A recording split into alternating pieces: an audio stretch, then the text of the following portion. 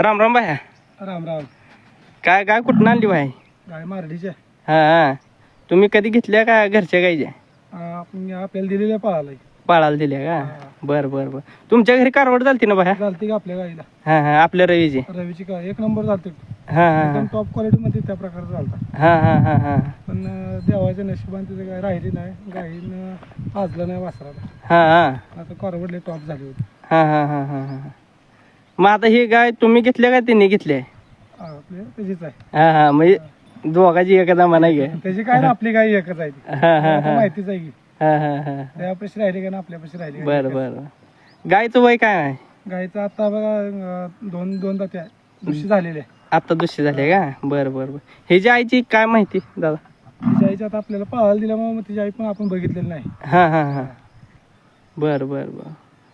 आता वेद झाले का नाही का पहिलेच? एक वेळ झाले. एक वेद झाले का? मध्ये एक वेळ झालेला. दुधाचं काय म्हणले त्यांनी काय? दुधाचं देते 2 लिटर देते. हा. तुमची पण दादा एक गाय भरली ना रविकर? आपली पण काळी मोठी गाय भरली बर वस्त्र क्वालिटीची पडते म्हणून गाय इकडंच आपण भरवायचं ठरवलं. आता काय वासर तर बघितले तुम्ही त्यामुळे काय विषय नाही. पडते ती. तुमचं नाव गाव पत्ता सांगा एकदा. विकास नवनाथ गुरव, हा. कंपोस्ट मारडी, हा तालुका उत्तर सोलापूर. चालतं धन्यवाद भाई.